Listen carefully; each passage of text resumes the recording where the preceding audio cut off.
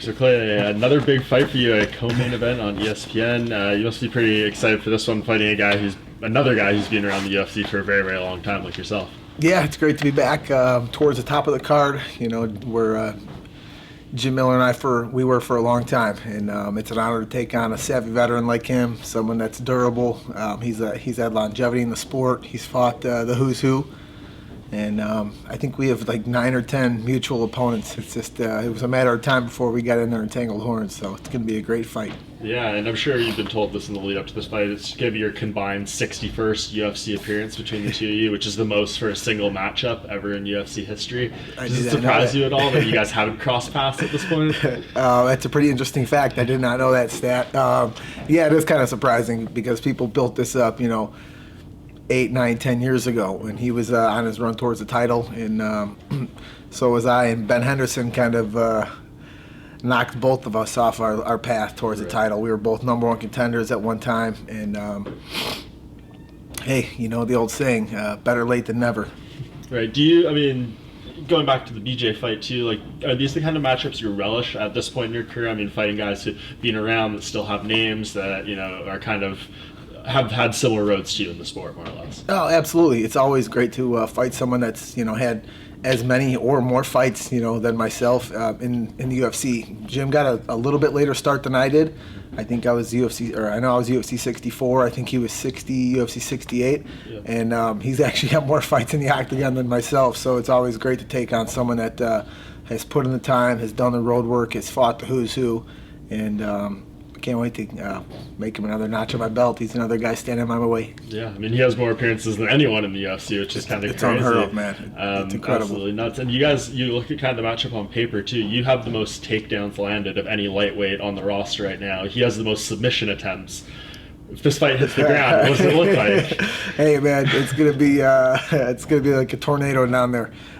Just wait, because it's just a matter of time before this fight hits the ground, and it's going to be a whirlwind. It's going to be like tumbleweeds just flying around down there, two masters on the ground, and it's going to be something to see. Yeah, for sure. And I mean, for you training for this fight as well, I mean, we just had the Sacramento card. Obviously, you weren't on there, but tons of people from the gym training, kind of everything in sync, I imagine, for, early July, late July, early August. What's that environment like preparing for a fight when, like, everyone's kind of in the same mindset? Yeah, being out at Team Alpha Male in Sacramento and coming off that monumental card, I'd have to say it was the first time the UFC's put together a card in a city, in a town where there was 5, 6, 7 teammates on the card, and obviously household names, Uriah Faber, Andre Feely, Josh Emmett, Darren Elkins, the list goes on and on.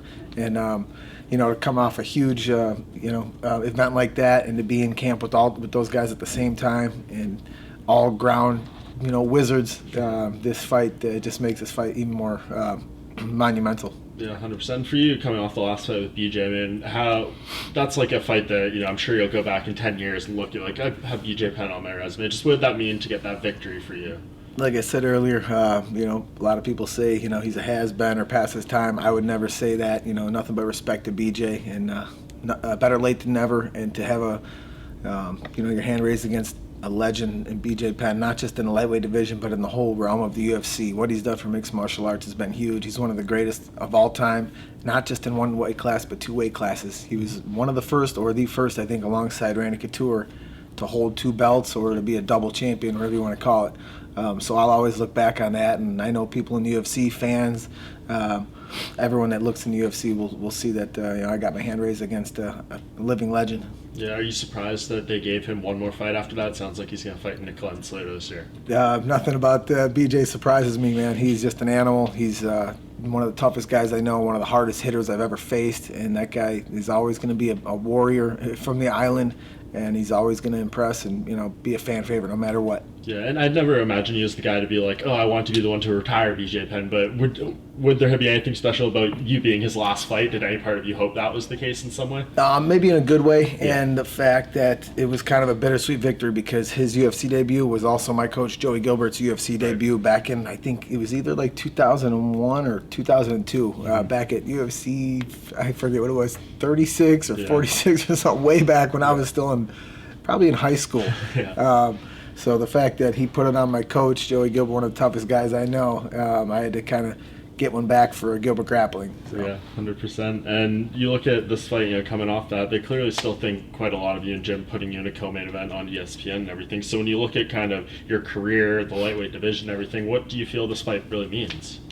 I tell you what, when you look up longevity, toughness, durability, Jim Miller pops up, and so does Clay Guida, along with Workhorse and just pure animals. When you get in there, you put us in there together, man, and you got Fight of the Night written all over it. And this is a fight for the fans. This is a fight for real fighters and for real MMA fans. Everyone's going to be tuning into this on ESPN, and I tell you what, we're going to knock it out of the park in Jersey.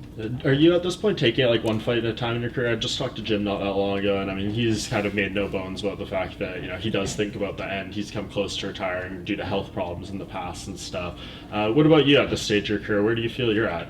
I tell you what, at my stage in his career, a lot of other people talk about the big R word, retirement, and that's as far away for me now than it ever has been in my career. I'm in better shape now than when I was 21. I'm in better shape than when I was 25. I'm more focused, and I'm just understanding the game now more than ever. I'm making bigger improvements every camp and in the gym, and every time I step in the cage. So I'm just having so much fun doing this right now, and one fight at a time is definitely a good description.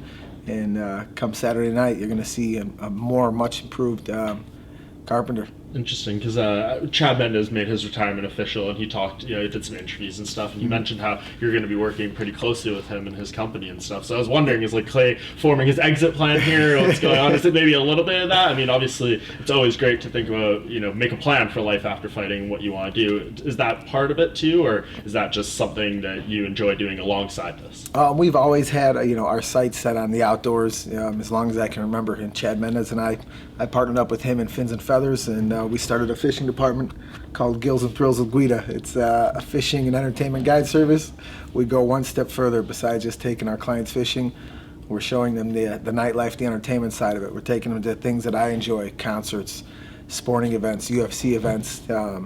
So I wouldn't call it an exit plan. I would call it furthering, our career a little bit longer and doing what we enjoy and passing it on to the fans. And I'm just super excited of where we're heading right now, and I belong in the octagon as long as I can. Once I'm done having fun, then I hang up the gloves and we move on to greener pastures. Perfect. And just last thing, how do you see this fight going? I mean, we mentioned the grappling part of it, how that could come into play. Lots of bonuses between you two in the UFC. So much cage time. I'm sure in your research this fight, there's been a lot to look at. So there's probably no major surprises coming your way. So how do you really see this unfolding? How do you see yourself winning? I've never been one for predictions, but I definitely know the fans will be standing on their feet, stomping their feet, and cheering for round 4 and 5 after this one. And it's got Fight of the Night written all over it. Perfect. And just one more outside your fight. Your thoughts on the main event? Robbie Lawler against Colby Covington, which is, I keep saying Robbie Lawler's like your favorite fighter's favorite fighter. Mm-hmm. What do you just make of that matchup between him and Colby? I tell you what, to this day, I think Robbie Lawler is the scariest, most intimidating guy to be in the octagon, to be in the UFC. And you see Colby Covington has done nothing but prove himself over and over and over, and this is going to be a battle for the ages. 2 former teammates, now they're supposed enemies. Call it what you want. This definitely has Fight of the Night, possible Fight of the Year written all over it. You never know. You can go with youth, you can go with veteranship, but this is going to be fireworks come Saturday night.